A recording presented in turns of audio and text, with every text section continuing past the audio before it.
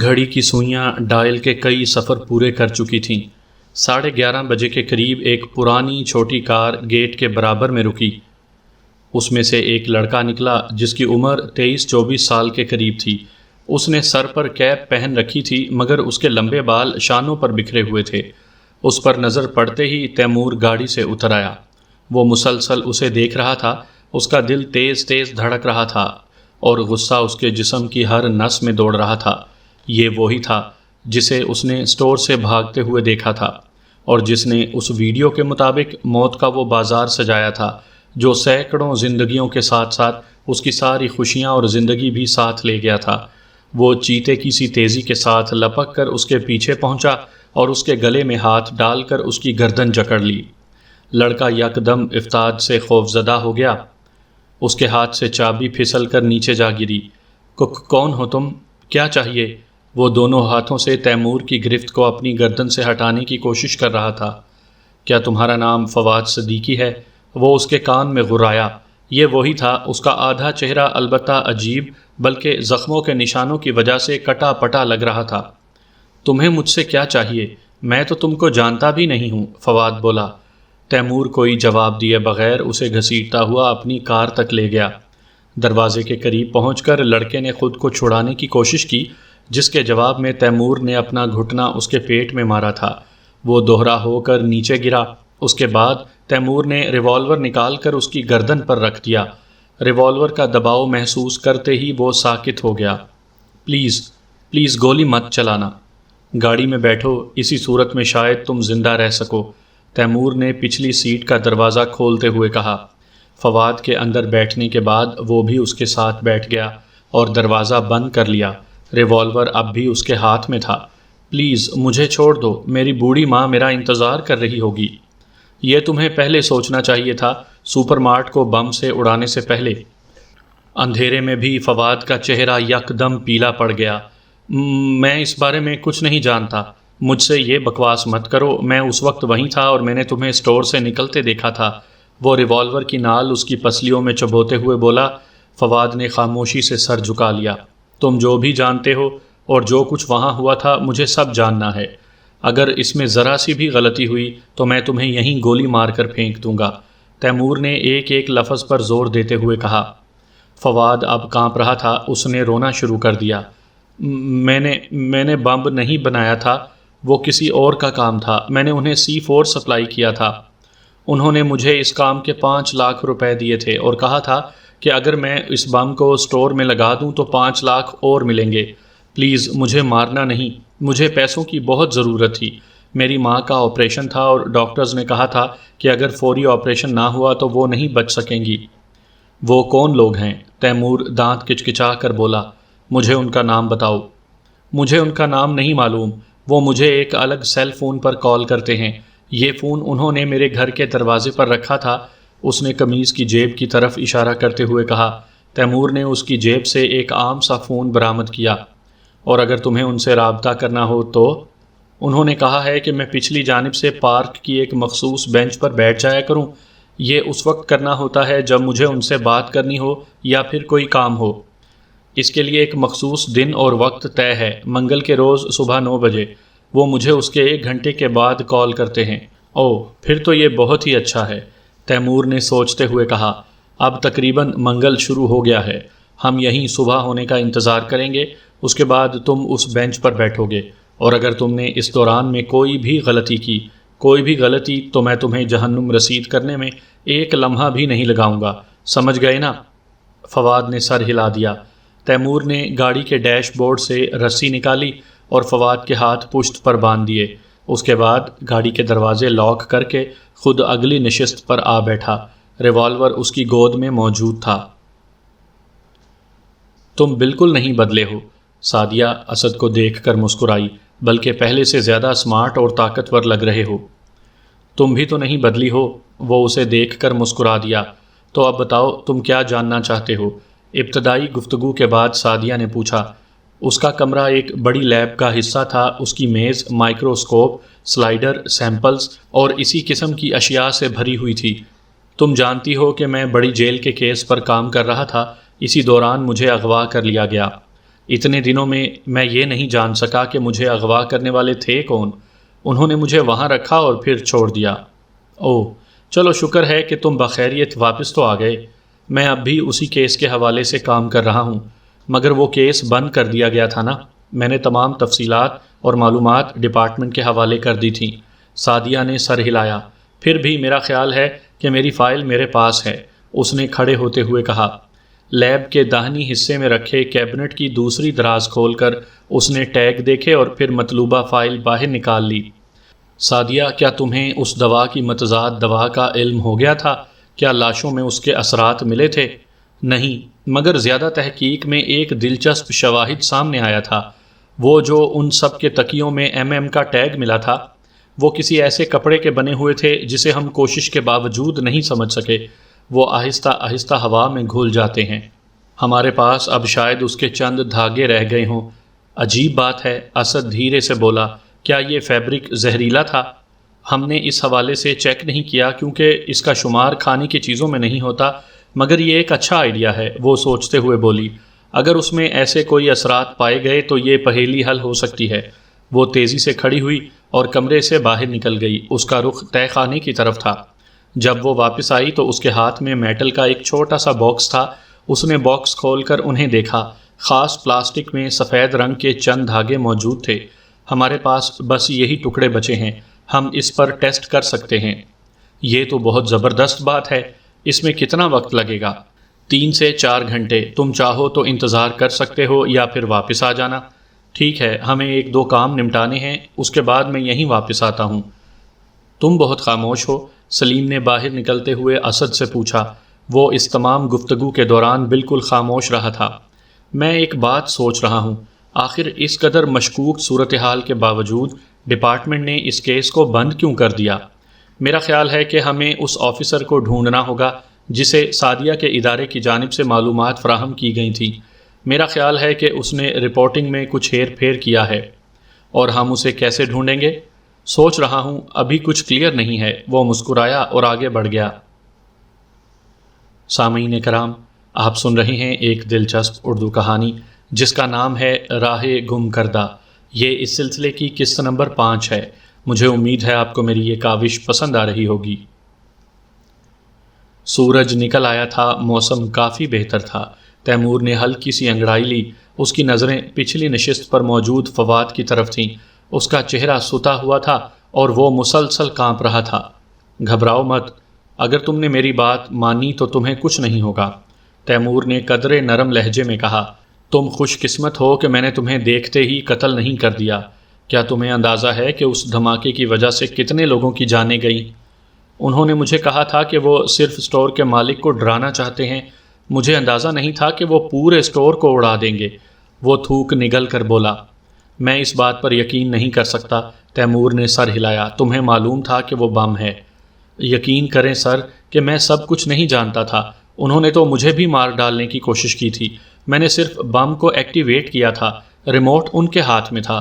انہوں نے بتائے گئے وقت سے بہت پہلے اسے دبا دیا اور میں بھی بہت زخمی ہو گیا۔ میرا آدھا چہرہ زخموں سے بھر گیا تھا اور اب یہ ہمیشہ کے لیے ایسا ہو گیا ہے۔ وہ اداسی سے بولا۔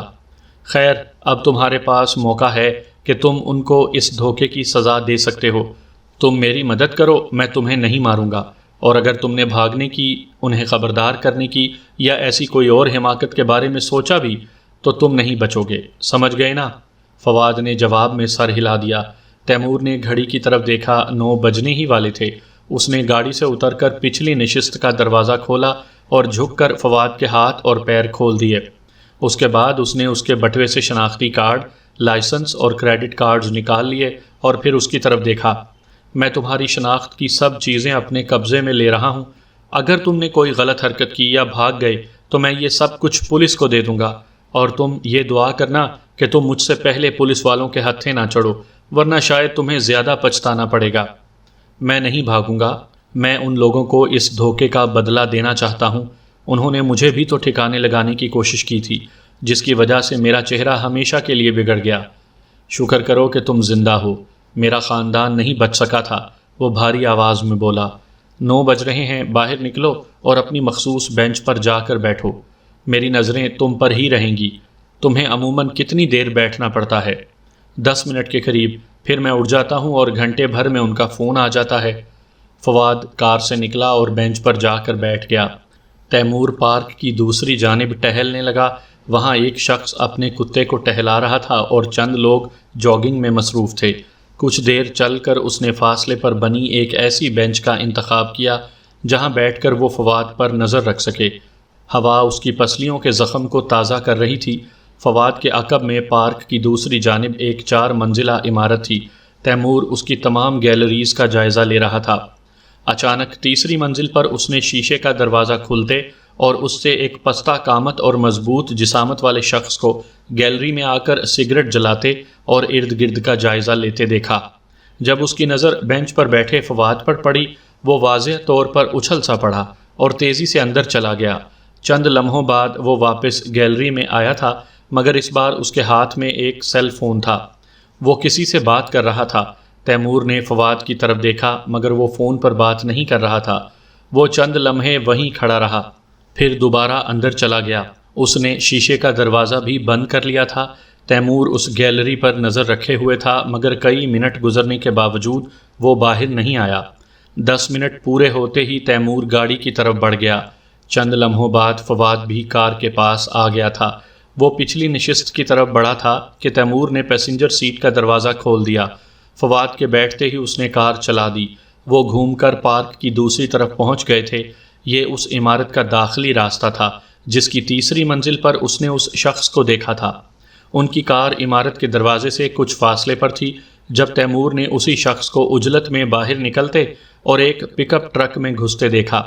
تیمور نے سوچے سمجھے بغیر کار کو اس کے پیچھے لگا دیا تھا۔ فواد بالکل خاموش تھا۔ اچانک اس کے فون کی گھنٹی بجی تو وہ دونوں چونک گئے۔ تیمور نے فون اٹھا کر فواد کی جانب بڑھایا۔ اس نے ہونٹ بھینچے ہوئے تھے، آنکھوں میں سوالیہ نشان موجود تھا۔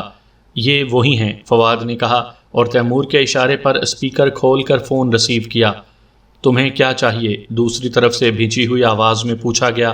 مجھے پیسے چاہیے۔ اور وہ کس خوشی میں؟ تم نے کہا تھا کہ بم کو سیٹ کرنے کے بعد تم مجھے مزید 5 لاکھ روپے دو گے۔ مجھے وہ پیسے درکار ہیں، یا پھر تم چاہ رہے ہو کہ میں یہ ساری باتیں پولیس اسٹیشن جا کر کروں؟ تیمور اسے دیکھے جا رہا تھا۔ ہمارا خیال تھا کہ تم مر چکے ہو اور تم نے اتنے دنوں سے رابطہ کیوں نہیں کیا تھا؟ میں ہسپتال میں تھا اور تم جانتے ہو کہ کیوں۔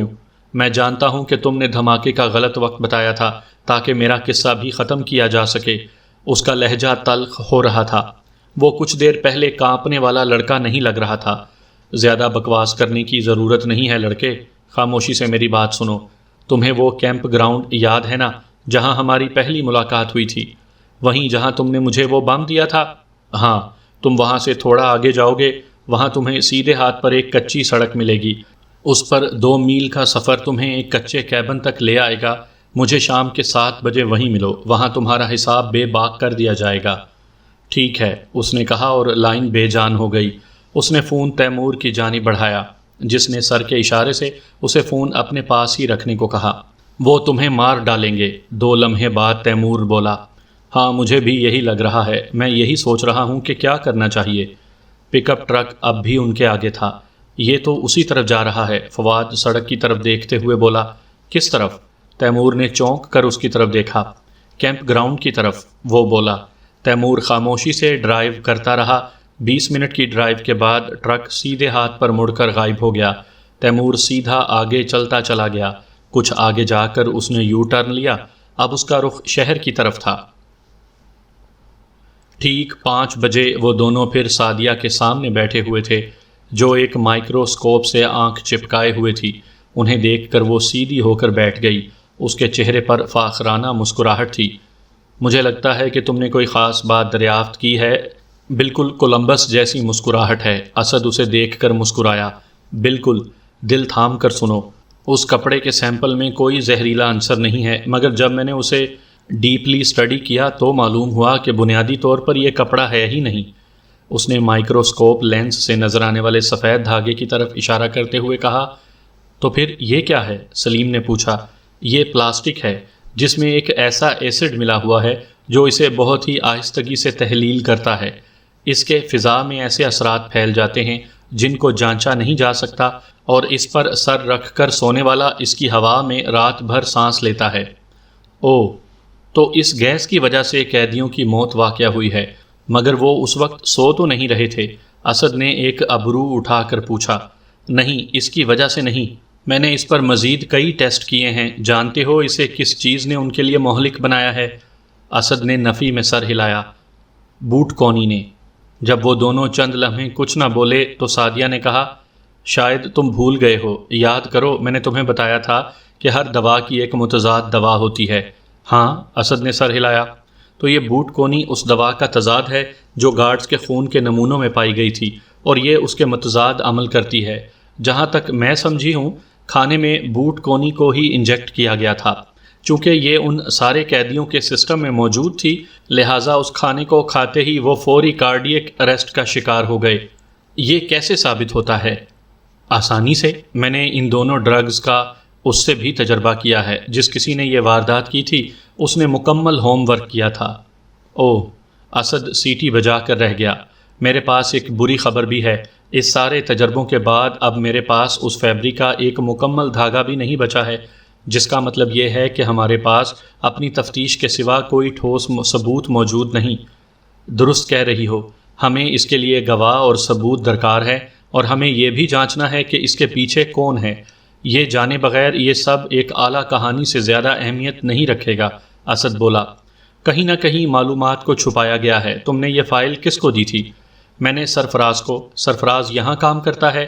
اس نے یہ فائل ڈپارٹمنٹ کو دی تھی، مگر تم اس پر شک نہیں کر سکتے، وہ ایک ایماندار شخص ہے۔ آپ یہ اتنے یقین سے کیسے کہہ سکتی ہیں؟ سلیم نے پوچھا۔ میں اسے 10 سالوں سے جانتی ہوں اور اس پر اعتماد کرتی ہوں، سعدیہ نے مضبوط لہجے میں کہا۔ اوکے، اسد اپنی ٹھوڑی کھجاتے ہوئے بولا، میں اس کے باوجود اس سے ملنا چاہوں گا۔ میں اس سے یہ جاننا چاہتا ہوں کہ ڈپارٹمنٹ میں اس نے کس کو یہ فائل دی تھی اور کس کس کی اس تک رسائی تھی۔ کیا وہ ابھی موجود ہے؟ نہیں، تم کل اس سے مل سکتے ہو۔ آج وہ ڈینٹسٹ کے پاس گیا ہے اور وہاں سے گھر چلا جائے گا۔ ٹھیک ہے۔ اسد کچھ سوچ رہا تھا کہ اچانک اس کے فون کی گھنٹی بجی۔ اسکرین پر شہزاد کا نمبر چمک رہا تھا۔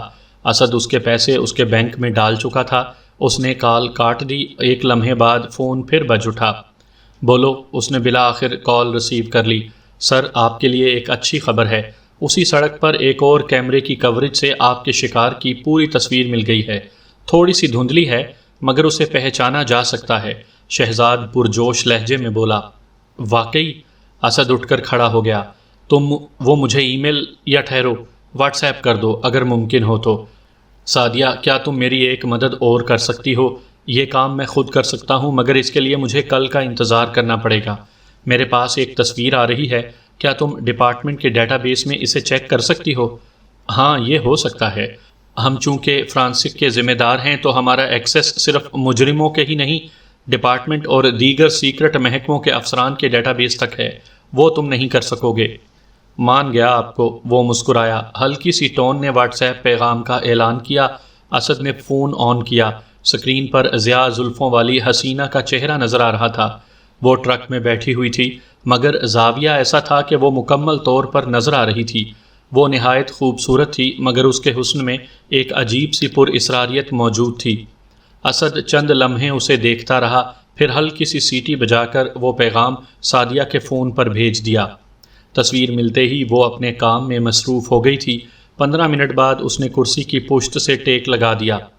کسی ریکارڈ میں یہ چہرہ موجود نہیں ہے۔ اس کے 2 مطلب ہو سکتے ہیں۔ ایک تو یہ کوئی پیشہ ور مجرم نہیں ہے، اور دوسرے یہ کہ یہ اب تک پکڑ میں نہیں آئی ہے۔ اوکے، اسد اپنے سر پر ہاتھ پھیرتے ہوئے بولا۔ 1 منٹ سعدیہ، تم نے ابھی کہا تھا کہ تم ڈپارٹمنٹ اور دیگر سیکرٹ محکموں کے ڈیٹا بیس تک جا سکتی ہو۔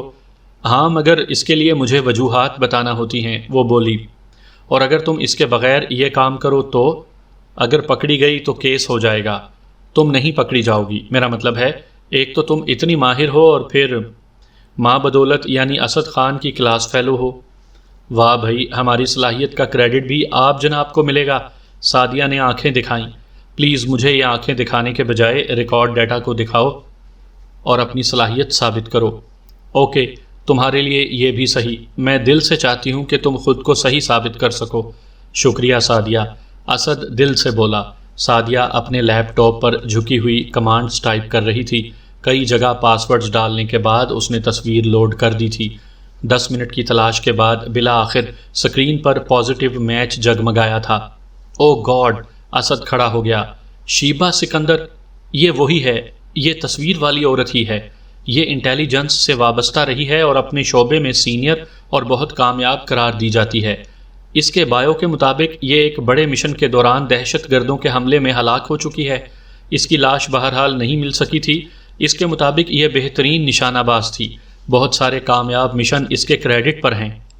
مجھے لگتا ہے یہ زندہ ہے اور اب نہ جانے کس کے لیے کام کر رہی ہے۔ سعدیہ، تم نے بہت بڑا کام کیا ہے۔ جیسے ہی مجھے اور کوئی اطلاع ملے گی میں تمہیں ضرور بتاؤں گا۔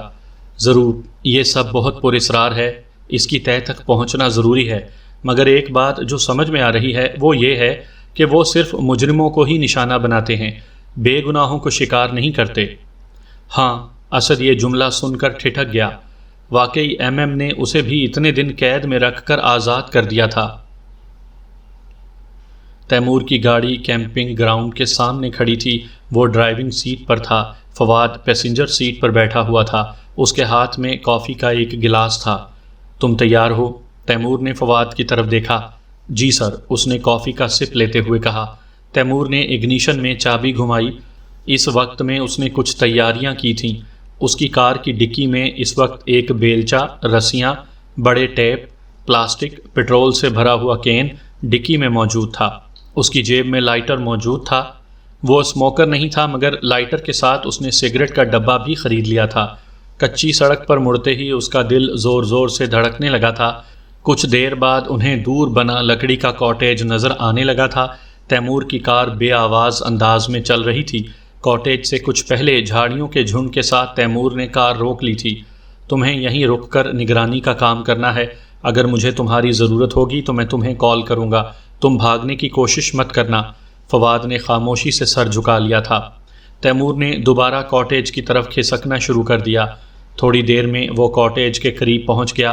کاٹیج کے باہر وہی صبح والی پک اپ اور ایک اور گاڑی موجود تھی۔ وہ ان کے پاس سے گزرتا ہوا چھوٹے سے پورچ میں داخل ہوا۔ کاٹیج کا اندرونی دروازہ اب اس کے سامنے تھا۔ اس نے دروازے کے ہینڈل پر ہاتھ رکھا، ایک گہری سانس لی اور اندر داخل ہو گیا۔ سامنے میز کے ساتھ وہی ٹرک والا تھا جسے اس نے بیلکنی میں دیکھا تھا۔ دوسرا گنجا اور طویل القامت تھا۔ اس کے چہرے پر ماتھے سے الٹے گال تک زخم کا واضح نشان تھا۔ ہلنا مت ورنہ میں تمہیں شوٹ کر دوں گا، تیمور غرایا۔ دونوں نے اضطراری طور پر ہاتھ بلند کر دیے۔ اور تم فوراً کاؤچ کے پیچھے سے سامنے آ جاؤ ورنہ یہ ریوالور ان دونوں کی چھٹی کر دے گا۔ تیمور نے تیسرے شخص کو صوفے کے پیچھے گھستے دیکھ لیا تھا۔ میرے پاس کوئی ہتھیار نہیں ہے، وہ مہین سی آواز میں بولا، جو اس کی بھاری بھرکم جسامت پر مضحکہ خیز سی لگ رہی تھی۔ تم بھی یہاں کرسی پر آ کر بیٹھو اور ہاتھ اوپر کر لو۔ تیمور نے کہا، اوہ تو تم کوئی نیا بم بنا رہے ہو۔ اس کی نظر ان کے سامنے رکھی میز پر پڑی چیزوں پر پڑی۔ اپنے ہتھیار نکال کر یہاں رکھ دو، اس نے صوفے کی طرف اشارہ کرتے ہوئے کہا۔ چند لمحوں میں صوفے پر 5 ریوالور، چاقو وغیرہ کا ڈھیر لگ گیا۔ وہ بڑی تابے داری سے ہتھیار رکھ کر اپنی جگہ پر لوٹ گئے تھے، مگر تیمور جانتا تھا کہ وہ صرف موقع کا انتظار کر رہے ہیں۔ اس نے انہیں گھورنے کے ساتھ کمرے کا جائزہ لیا۔ حال نما اس کمرے کے ساتھ ہی ایک اوپن کچن اور غالباً باتھ روم موجود تھا۔ کچن میں سٹوو پر ایک بڑی کیتلی میں پانی ابل رہا تھا۔ شاید وہ چائے یا کافی تیار کر رہے تھے۔ تیمور اپنی جگہ سے ہلا اور اس نے دوسرے ہاتھ میں ابلتے ہوئے پانی کی کیتلی پکڑی۔ پھر وہ ٹیبل کی طرف واپس آیا۔ اب میں پہلا سوال کرنے جا رہا ہوں، مجھ سے جھوٹ بولنے کی کوشش مت کرنا۔ کیا تم لوگوں نے ایک نوجوان فواد سے C4 چوری کروایا تھا؟ ہاں ہم نے کیا تھا، وہ خوفزدہ لہجے میں بولا۔ سوال نمبر 2، تم لوگوں نے بم بنایا اور پھر اس بچے سے اسے اس اسٹور میں لگوایا تھا؟ تو ہمیں سمجھ کیا رہا ہے؟ بھاری جسامت والے نے یکدم غوطہ کھایا اور صوفے پر رکھے ہتھیاروں میں سے ایک پسٹل اٹھانے کی کوشش کی، مگر اس کی انگلیاں پسٹل سے ٹکرانے سے پہلے ہی تیمور نے ٹریگر دبا دیا تھا۔ گولی لگتے ہی وہ ڈکرایا اور اپنا ہاتھ پکڑ کر ناچنے لگا۔ اس کے ہاتھ سے خون بہت تیزی سے بہہ رہا تھا۔ 2 لمحے بعد وہ وہیں زمین پر بیٹھ گیا۔ کیا تم مرنا چاہتے ہو؟ تیمور نے مہین آواز والے سے حتمی انداز میں پوچھا۔ اس نے زمین پر پڑے اپنے ساتھی کو دیکھتے ہوئے نفی میں گردن ہلائی اور بولا، ہاں ہم نے اس بم کو پلانٹ کیا تھا۔ اب آخری سوال۔ تیمور بمشکل خود پر قابو رکھے ہوئے تھا۔ ریموٹ کس کے ہاتھ میں تھا؟ کس نے وہ بم اڑایا تھا؟ کمرے میں سکوت طاری تھا۔ تیمور نے پسٹل زخمی ہاتھ والے کی گردن پر رکھا۔ کیا وہ تم تھے نا؟ اس نے نفی میں گردن ہلائی۔ تیمور نے پک اپ والے کی طرف دیکھا، اس کا سر اور گردن پر آبلے نظر آ رہے تھے۔ اس نے بمشکل نفی کا اشارہ کیا، یعنی وہ تم تھے۔ تیمور مہین آواز والے کی طرف مڑا۔ تم میری بیوی اور بیٹی کے قاتل ہو، تم نے یہ کیوں کیا تھا؟ ہمارا دھندا ہے یہ، وہ دھیرے سے بولا۔ پیسے کے لیے؟ تیمور کے تھپڑ نے اسے الٹا دیا۔ اس کا دل چاہ رہا تھا کہ وہ ان سب کے ٹکڑے کر دے، مگر وہ خود پر قابو پانے کی کوشش کر رہا تھا۔ اس نے جیب سے رسی نکالی اور ان تینوں کو ایک دوسرے کو سختی سے باندھنے کا حکم دیا۔ جب وہ ایک دوسرے کو باندھ چکے تو تیمور نے مہین آواز والے کو کرسی کے ساتھ باندھا۔ اس نے سلنڈر کی پن نکال دی۔ س کی آواز سے گیس نکلنا شروع ہو گئی تھی۔ بندھے ہوئے تینوں افراد کے چہرے سفید پڑ گئے۔ تیمور نے ان کی طرف دیکھا اور کمرے سے باہر نکل گیا۔ اس نے ماچس جلائی اور جلتی تیلی کو ڈبے میں واپس ڈال دیا۔ جب تمام تیلیاں جلنے لگیں تو اس نے ڈبیا کو کھڑکی سے اندر پھینکا اور تیزی سے کار کی طرف دوڑ لگا دی۔ انصاف کا تقاضا پورا ہو چکا تھا۔